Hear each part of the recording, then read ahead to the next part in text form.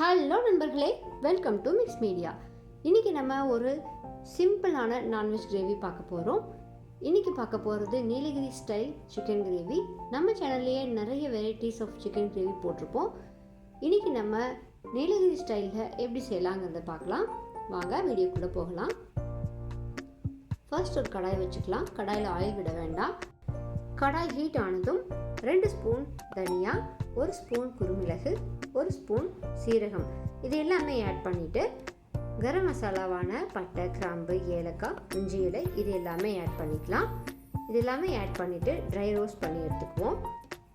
இது எல்லாமே dry roast ஆனதுக்கப்புறமா நம்ம தனியாக எடுத்துகிட்டு அரைச்சி எடுத்துக்கலாம்.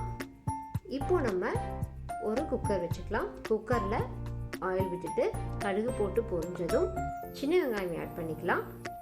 அடுத்ததாக சின்ன வெங்காயம் நல்லா வணங்கினதுக்கப்புறமா ஒரே ஒரு டொமேட்டோ ஆட் பண்ணிக்க போகிறோம். இப்போது இந்த டொமேட்டோ நல்லா வணங்கினதுக்கப்புறமா நம்ம சிக்கன் எடுத்து ஆட் பண்ணிக்க போகிறோம்.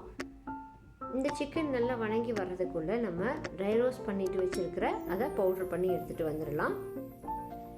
இந்த சிக்கன் கிரேவி பார்த்திங்கன்னா ஒயிட் ரைஸ்க்கு, இட்லி, தோசை அண்ட் சப்பாத்தி எல்லாத்துக்குமே சூப்பரான காம்பினேஷனாக இருக்கும். ஈவன் பரோட்டாக்கு ரொம்ப ரொம்ப சூப்பரான காம்பினேஷனாக இருக்கும். கண்டிப்பாக எல்லாருமே இதை ட்ரை பண்ணி பாருங்கள். இப்போது நமக்கு இந்த சிக்கன் எல்லாமே நல்லா ரோஸ்ட் ஆகி வந்தாச்சு. அடுத்ததாக நம்ம மிளகாய்த்தூள் 2 ஸ்பூன் கிட்ட ஆட் பண்ணிக்கலாம். நம்ம ஆல்ரெடி குருமிளகு ஆட் பண்ணிக்கிறதுனால உங்களுடைய காரத்துக்கு தகுந்த அளவு ஆட் பண்ணிக்கோங்க. அடுத்ததாக கொஞ்சமாக கரம் மசாலா ஆட் பண்ணிக்கலாம். 1/4 டீஸ்பூன் மஞ்சள் தூள் ஆட் பண்ணிவிட்டு இது எல்லாமே நல்லா மிக்ஸ் பண்ணி கொடுத்துருவோம்.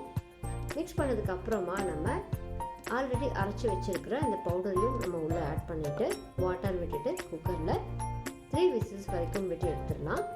சால்ட்டு நம்ம தேவையான அளவு ஆட் பண்ணிக்கோங்க. இது எல்லாமே ஆட் பண்ணி நல்லா மிக்ஸ் ஆகினதுக்கப்புறமா நம்ம குக்கர் லிட் போட்டு க்ளோஸ் பண்ணிடுவோம். இப்போது நமக்கு குக்கர் நல்லா விசில் விட்டு எடுத்தாச்சு. நம்மளுடைய கிரேவி நல்லாவே வந்தாச்சு. இப்போ பாருங்கள், நமக்கு சிக்கன் எல்லாமே நல்லா பாயில் ஆகியிருக்கு. நம்ம அரைச்சி போட்டிருந்த பவுடர் நல்லா மிக்ஸ் ஆகிட்டு அந்த வாசனையோட கமகமகமான இருக்குது.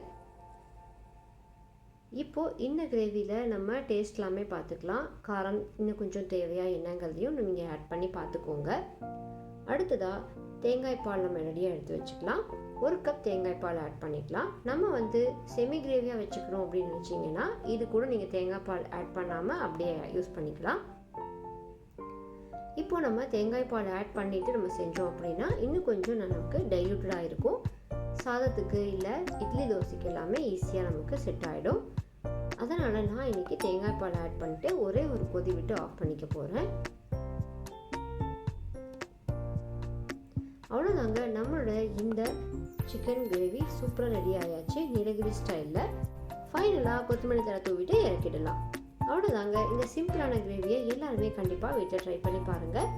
இதே மாதிரியான சிம்பிளான ரெசிபிஸ் நம்ம சேனலில் நிறையவே இருக்குது. கண்டிப்பாக எல்லாருமே பார்த்துட்டு சப்ஸ்கிரைப் அண்ட் லைக் பண்ணிவிட்டு எங்களை என்கரேஜ் பண்ணுங்கள். Tata, bye bye.